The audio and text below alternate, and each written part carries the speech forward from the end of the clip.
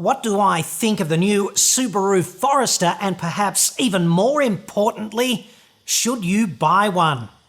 That's next.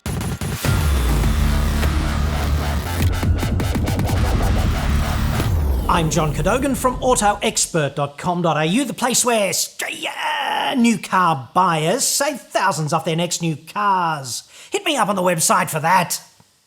Getting a lot of inquiry about the new Forester. Understandably, such a popular vehicle in such a popular segment. So I spent 3 weeks test driving 3 different Forester variants late last year. A full review of that vehicle is in production right now, but I've been flat out doing, high-level stuff. And reviews of this kind are so time-intensive to make in Shitsville, so there's that. So stand by for that review, but in the meantime, let us do a typical taste test and answer the quintessentially standard set of Forester questions from you. What's your unbiased view of the Forester?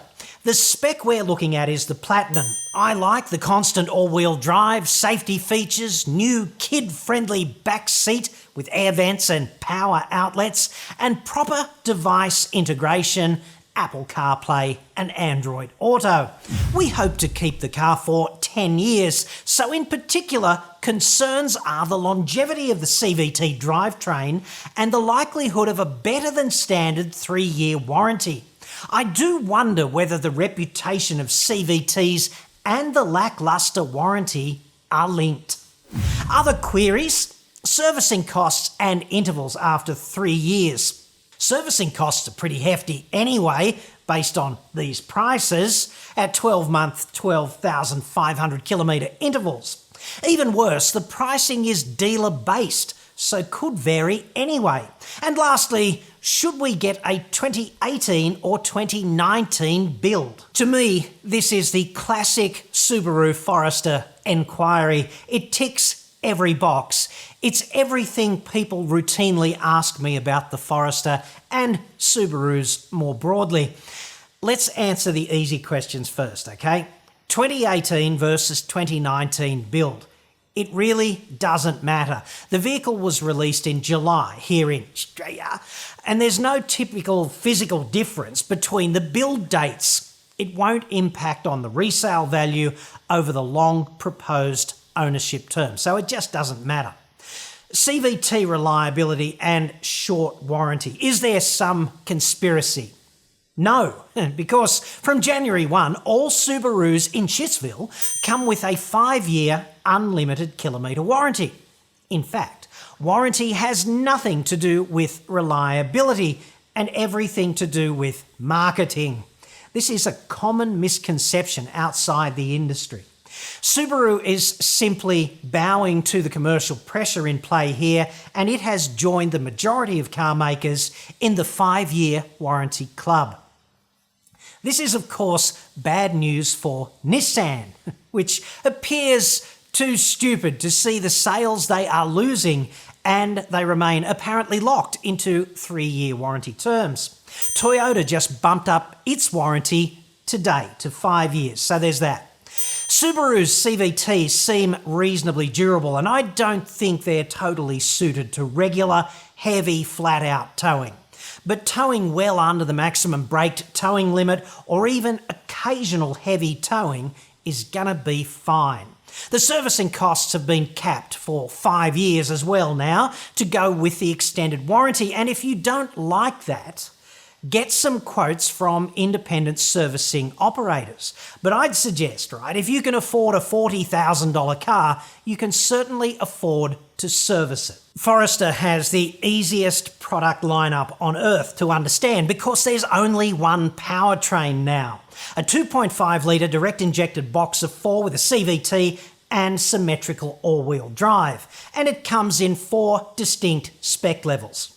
By comparison, Mazda CX-5, 4 different engines, 5 different spec levels, 2-wheel drive, all-wheel drive, manual and auto, at least in some variants, which is quite the brain bender. Forester performance is within a bee's dick of a Mazda CX-5 2.5 litre Atmo engine, but the Hyundai Tucson 1.6 turbo is slightly in front, and this is mainly because it's a lighter vehicle and the turbo gives it killer mid-range power delivery. Now, in their quest for simplification, right, Subaru has dropped the diesel, the manuals, and the Turbo XT performance variant, and that's a bit of a shame in my view. Dropping the manual is something we're going to see a lot more of from many manufacturers, and this is mainly because it's almost impossible to integrate adaptive cruise control and AEB, and without that you won't be scoring 5 stars on the current ANCAP safety rating protocols. So in many models, manuals are about to bite the dust, and not just at Subaru. In practice, with the Forester, the only difference as you step up through the range and pay more money is the spec leather. It's the spec leather and level. Leather trim is what I was trying to say there, can you guess? Plus you get things like a better infotainment screen, GPS, etc. And Subaru's website is pretty good at laying out the key differences between the variants and the pricing. The range goes 2.5i, 2.5i L, 2.5i Premium and 2.5i S, and it spans about $8,000 from the bottom to the top. The 2.5i Premium that Patrick wants here gets the big LCD touchscreen, it gets GPS, the powered tailgate and 18-inch alloys, but it misses out on the beefy Harman Kardon sound system with subwoofer and amp, and the X-Mode off-road adaptation guff, it's not there either, plus leather seats and an electric sunroof. Those things are only in the top spec S model. And if you can live without that stuff, you're going to save about $3,000, so there's that. The value proposition across the range is quite solid, but you have to realise that the base model Forester is better than the base models of many competitors because it effectively already has the big engine compared with the 2-litre entry-level engine in something like a Tucson, a Sportage or a CX-5, for example. Forester already has all-wheel drive too, and the others are two-wheel drive in the base models. Some of the others have base model manuals still, and in others the full safety suite is either optional via a safety pack or not available in the base in the case of the manuals. And this stuff is all standard in the Forester. You have to kind of remember that value is not just a low price. It's what you get in exchange for what you spend. Forester is essentially the same size as a Mazda CX-5, a Kia Sportage and a Hyundai Tucson, which are also all worth a comparative drive, if only for you to confirm that you are making the right choice here. The EyeSight safety system is standard across the Forester range, and in truth it is a bit intrusive at times, but if it saves your life one day, or someone else's, it's probably worth it, right? Symmetrical all-wheel drive is a point of difference with the other 3 SUVs we just mentioned. They are on-demand all-wheel drive, which means they kind of wait for wheel spin to engage all-wheel drive. And of course, some of the entry variants of those vehicles are two-wheel drive only. And people make such a big deal out of all-wheel drive, but it's really only an advantage at low speeds and in slippery conditions. For normal driving, it is unnecessary. And by the time you are doing 50 to 60 kilometres an hour, all-wheel drive or two-wheel drive makes absolutely no difference. CVT integration is pretty good. The fuel economy is good. The CVT is actually going to save you 6 to 10% on fuel compared with a conventional automatic transmission. And CVTs feel quite different to automatics, right? Because the revs don't change as much or as rapidly as you accelerate because the gearing is variable. So they often feel quite sluggish. It's a sound thing more than anything else. But in reality, they keep up quite well in traffic. Early CVTs, about 15 years ago, were crap. But things have changed for the better. Forester's ergonomics are good, but Subaru's weak spot is actually aesthetics. They just don't make beautiful cars. Still, that's a pretty subjective determination. People who like Foresters like how they look. One thing I don't like is the restart on the auto engine stop-start. It's a bit harsh and also not quick enough to fire back up in some situations. You can be off the brake and on the gas and waiting a fraction of a second for the engine to restart in situations where you really want to get off the line quickly, and that's quite frustrating. The only way to beat this, of course, is either to turn the system off preemptively by pushing a button or reduce the brake pressure slightly in anticipation of getting going, because that is what triggers the restart. And then with the engine running, you just take off normally as quickly as you like. And when you look at the alleged benefit of this system, right, maybe saving about half a cent for every minute the engine would otherwise idle, it's just not worth having on the car, at least in my view. And Subaru is certainly not alone here. There's a heap of legroom in row 2 and also headroom throughout the vehicle because the roofline does not taper to the rear. So it's quite practical there, and that also applies to the load space, which is very versatile. Big, lanky teenage kids, future basketball stars, no problem.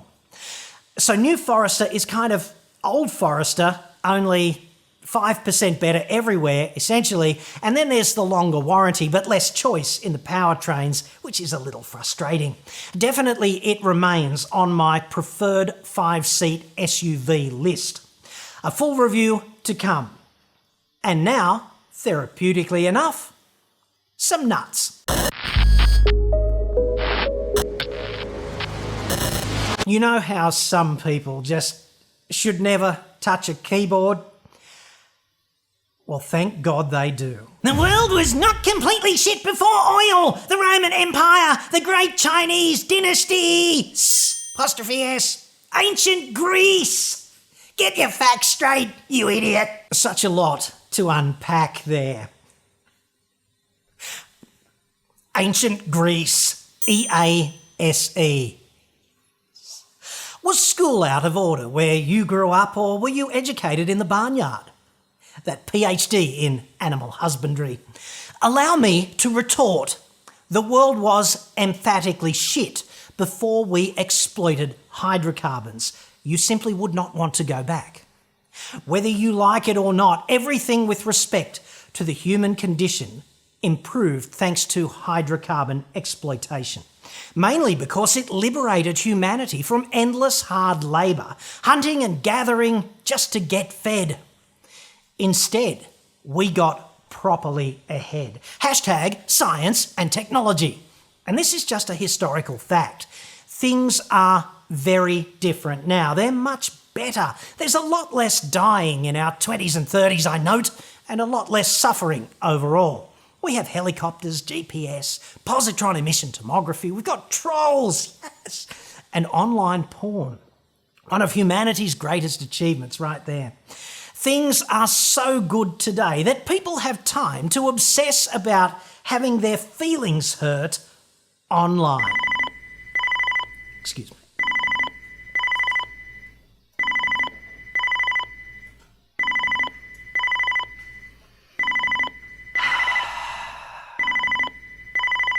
I'm always of two minds about this. Do I answer it or not? Who could it be now? Wait.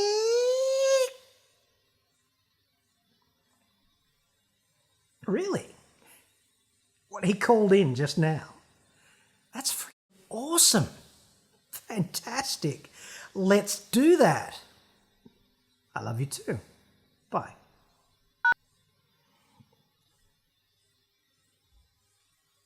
I'm being told we just had a call from the ambassador to ancient Greece. That's EASE. So let us go there live, right now. Hydromatic. Ultramatic. Why could be grease lightning? Grease lightning. We'll get some overhead. I think we can all agree things were pretty bad in ancient Greece, EASE. Although, if memory serves, Olivia did look quite nice in those pants. I dare you, in fact, I double friggin' dare you to out-imbecile that commenter in the comments feed below. Over to you.